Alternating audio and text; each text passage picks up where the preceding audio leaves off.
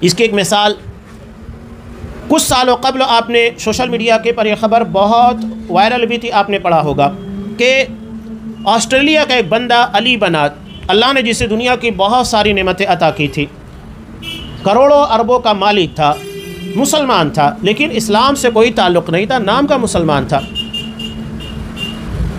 اسے دین سے کوئی رغبت نہیں تھی۔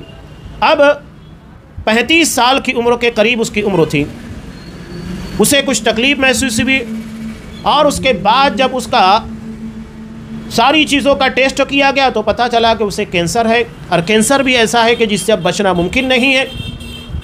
ڈاکٹروں نے کہا کہ زیادہ سے زیادہ تم 6-7 مہینے زندہ رہ سکتے، اس سے زیادہ نہیں رہ سکتے۔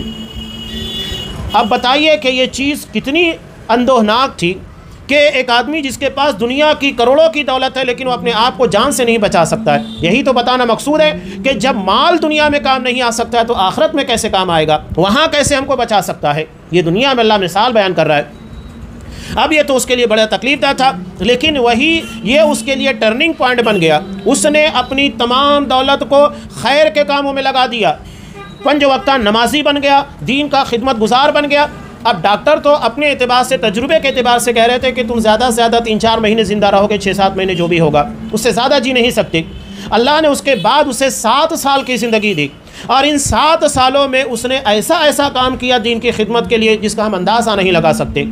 اور اس کے بعد بہرحال تقدیر کے اندر موت لکھی تھی، اور وہ موت کو بخوشی گلے لگایا، اس لیے کہ اس کا ایمان بڑھ چکا تھا۔ اب اسے اللہ سے ملاقات کرتے ہوئے ڈر نہیں تھا کہ میں نے اتنے اچھے کام کیے، اللہ نے مجھے اتنے اچھے کاموں کی توفیق دی کہ میں ان سارے کاموں اور نیکیوں کو لے کر اپنے رب کے حضور پیش ہو رہا ہوں۔ ایک وقت وہ تھا جب وہ مسلمان ہونے کے باوجود کوئی نیک کام نہیں کرتا تھا، اور ایک وقت وہ تھا کہ ایک بیماری کی بنیاد کے پر اس نے اپنی تمام خرابیوں کو چھوڑ کر اچھائیوں کا راستہ اپنایا، اس حال میں اللہ سے ملاقات کی، یہ اس کے لیے زیادہ بہتر تھا۔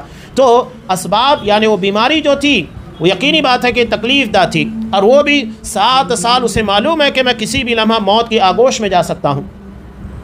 ایک انسان کو پتہ ہوتا ہے مرنا تو سب کو ہے، لیکن اگر کسی کو بتا دیا جائے کہ تمہیں 1 ہفتے کے بعد، 1 مہینے کے بعد موت آئے گی تو کیا ہوگا؟ 1 سال کے بعد تم مرنے والے ہو، کیا ہوگا؟ وہ ابھی سے مرنا شروع ہو جائے گا کہ مجھے تو اب مرنا ہے، دھیرے دھیرے میری زندگی کے دن کم ہو رہے ہیں، اس لیے کہ اس کو کنفرم کر دیا گیا ہے۔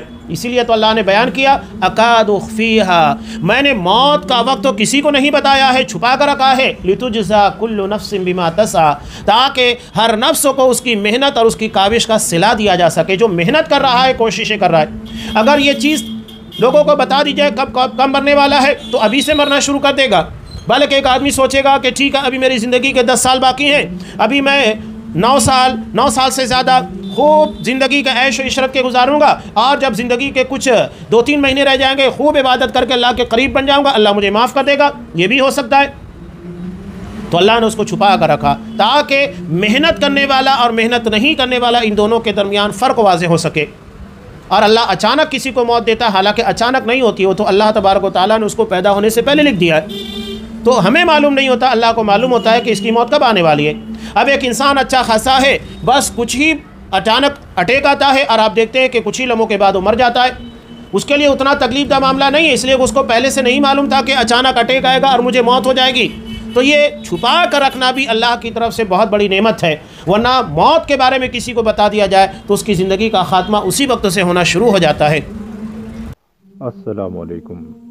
ویڈیو پسند آنے پر اپنے دوستوں کے ساتھ واٹس ایپ اور سوشل میڈیا پہ ضرور شیئر کریں۔ شرک، بدعت اور گمراہی سے باخبر رہنے کے لیے اہل حدیث علماء چینل کو ضرور سبسکرائب کریں۔ جزاک اللہ۔